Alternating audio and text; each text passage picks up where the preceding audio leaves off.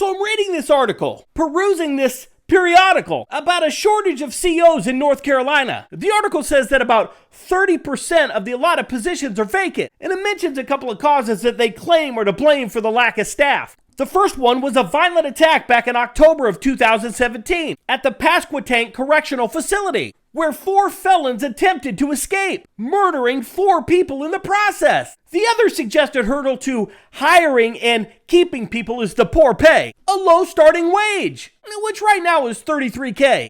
Is that low? Let me know in the comments below. What does your department start at? So this conversation kind of cracks me up, makes me giggle. I love reading about and listening to people ponder this great mystery. Why is our facility understaffed? Why can't we keep people? Why can't we hire people? Does nobody want to work in the correctional profession? Well, let me help. Let me offer my not-so-professional opinion on this problem. Let's start with the murders that were mentioned. I'm going to go out on a limb and say that the threat, the very real possibility that you may be fucking murdered, may make a person reflect, rethink their decision to do the job. We all know the risk exists, but when the shit actually hits the fan, when a fellow officer is ambushed and killed, some people head for the hills. Quit! Decide that the job isn't worth dying for. And who can blame them? Who wants to work in a job where you're overworked, underpaid, underappreciated, and oh yeah, BTW, you might get fucking killed. You'd have to be crazy. Hey, I resemble that remark. So I'd say yeah, a serious assault or a murder, it might be a factor. So what about the pay? Well, I did a little research. And by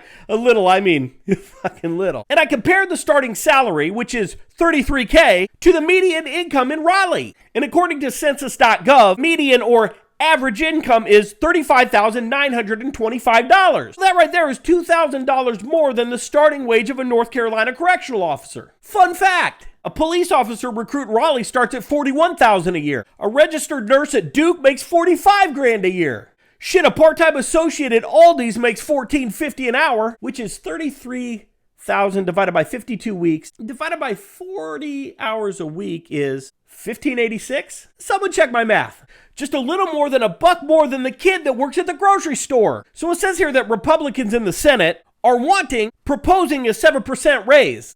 7%, that's an additional $2,000, give or take. Shit, my stimulus check was twice that much. But at least they'll be making more than the Aldi's bag boy. It probably won't pass. But we'll see. It's the thought that counts, right? I did read another article on bizjournals.com. Biz like business with a Z, so it's really hip and cool and trendy, right? And BizJournal says that to live comfortably, which I really don't even know what comfortably means. Oh, Google says living comfortably means shelter, food, security, privacy, companionship, community participation, and immersion that are not seriously prevented by limited finances. Oh, so to live comfortably in Raleigh, homeowners need to have a combined household income of $81,000. And to rent comfortably is $80,000. So if 2 COs hook up and want to buy a house at $33K a piece, they're about $15,000 short of being comfortable. Hey, maybe they can rent the basement to the Aldi's bag boy to make up the difference. So this article says that basically the environment is rough and that the pay sucks. But if I may, can I suggest that there is another factor in this equation?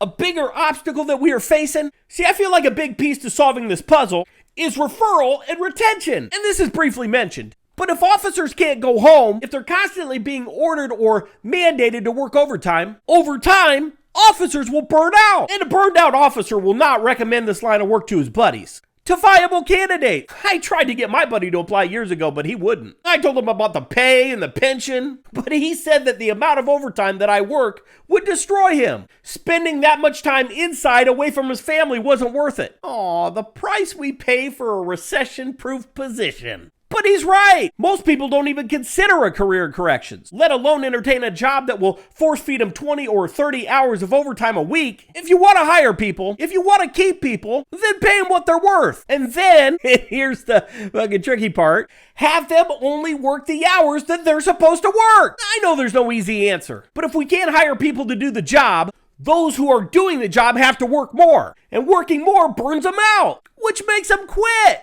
which creates another vacancy, and so on and so forth. It's a nightmare, a real life shit show. So I don't know. The article here, it ends by saying that the NCDOC is actively engaged in the marketing campaign to recruit the new boots, which is awesome, a good start. We all know that the journey of 1,000 miles starts with one small step for mankind, or Something like that. How is it at your place? Are you facing similar issues? Are you understaffed? Are you currently locked in a fight for a raise? Do you have an answer or a solution to this situation? Let me know below. Regardless of your take, it's not safe for a facility to run so short. So show some support. Let's see some blue hearts in the comments for our brothers and sisters holding it down in North Carolina. We love you guys.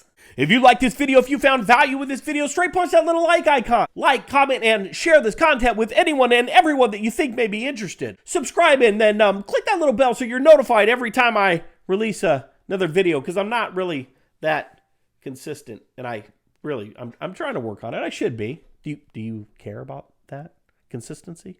Well, if you're looking for more correctional content, head on over to my Facebook page. I'll post the link in the description below so you know where to go. All right, guys, that's all I got. Until next time, be smart, stay safe, stay sane, and we'll talk soon. Hey, hey, yo, hey, hey, yo, yo, hey, hey, hey, yo, let's go.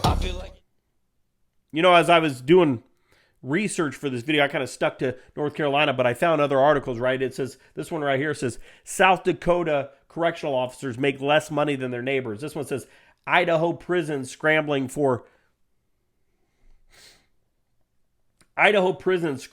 staff as exhausted correctional officers resign. Hundreds of New York City correctional officers are jumping ship to the NYPD. And I've seen articles about Hawaii and Maryland, and it's all over the place. It's a freaking but I don't know the answer. I mean, what's the answer? How do you can't make somebody work corrections. You can't force them to come and apply at a correctional facility. So what do we do?